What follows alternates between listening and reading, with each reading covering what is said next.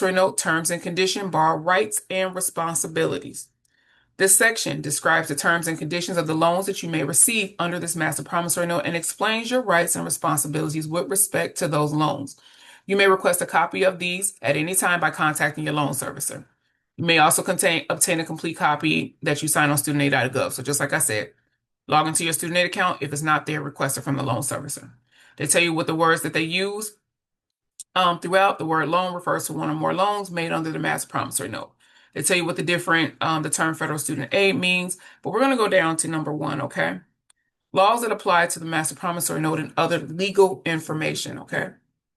Sorry, I'm getting if you hear some plowing in the back, we're getting snow removed. All right, so the terms and conditions of loans made under this master promissory note are determined by the Higher Education Act of 1965 as amended and other federal laws and regulations. We refer to these laws and regulations as the Act throughout this section of the master promissory under applicable state law. You may have certain borrower rights, remedies, and defenses in addition to those stated in this master promissory note, unless federal law takes precedence over a state law. I like that word remedies. That means okay, we'll keep going. Any notice we are required to send you related to the loan made under this, even if you do not receive the notice, will be effective if it is sent by first-class mail to the most recent address that we have for you. This is why we want to make sure that our information is always up to date in our student aid account, because they tell you any notice that they send to you related to this master promissory note, even if you don't get it, as long as they send it by first-class mail to the last or the most recent address that you provided them, that means that you got it, okay? Sent by electronic means to an email address you have provided or sent by any other method of notification that is permitted or required by the Act. So make sure those email addresses are updated as well, okay? You must immediately notify your servicer of a change in your contact information or status, okay? We're going to go ahead down here to this note.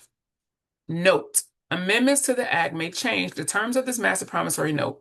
Any amendment to the Act that changes the terms of this master promissory note will be applied to your loans in accordance with the effective date of the amendment. Depending on the effective date of the amendment, amendments to the Act may modify or remove a benefit that existed at the time that you signed this master promissory note.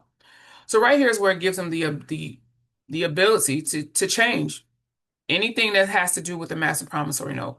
Once it has been changed, and we know that Congress approves it, and it makes those changes, any amendments to the Higher Education Act, it amends this master promissory note. So they absolutely, when it comes to the SAVE plan, they can legally move you out. Now, mind you, there's a process to it. And this is where we've got the amendments to the Higher Education Act